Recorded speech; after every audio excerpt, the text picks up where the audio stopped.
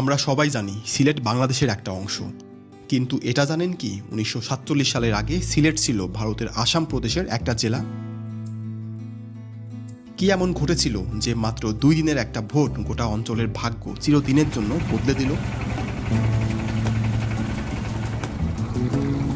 একটা মুসলিম সংখ্যাগরিষ্ঠ জেলার ভবিষ্যৎ ঠিক করার জন্য আলাদা করে গণভোটের দরকার হলো, আর সেই ভোটের ফলাফলের ভেতরেই বা কোনো রহস্য লুকিয়েছিল যা সিলেটের মানচিত্রকে ছিঁড়ে 2 ভাগ করে দিল।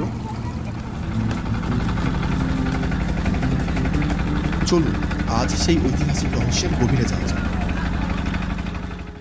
গল্পটা শুরু 1947 সালে, যখন ব্রিটিশরা ভারত ছাড়ার সিদ্ধান্ত নিয়েছে।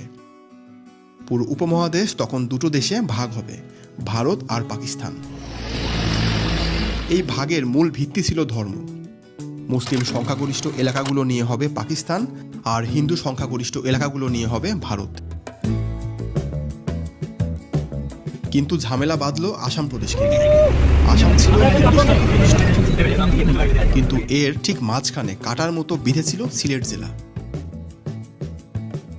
সিলেট ছিল মুসলিম সংখ্যাগরিষ্ঠ এবং পুরোপুরি বাংলাভাষী একটা অঞ্চল। ভাষা, সংস্কৃতি, ঐতিহ্য সবকিছুতেই আসামের অন্য অংশ থেকে এটি ছিল একদম আলাদা।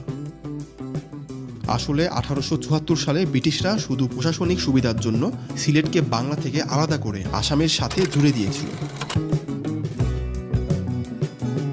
এই সিদ্ধান্ত সিলেটের মানুষ কখনোই মন থেকে মেনে নিতে পারেনি। তাই যখন দেশভাগের প্রশ্ন উঠল, সিলেটকে নিয়ে তৈরি হলো নতুন জটিলতা।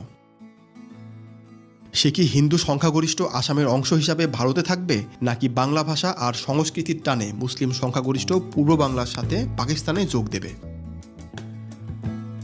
মজার ব্যাপার হলো, আসামের তৎকালীন মুখ্যমন্ত্রী গোপীনাথ বরদলৈ নিজেই চাইছিলেন যে সিলেট যেন পূর্ব বাংলার অংশ হয়ে যায়।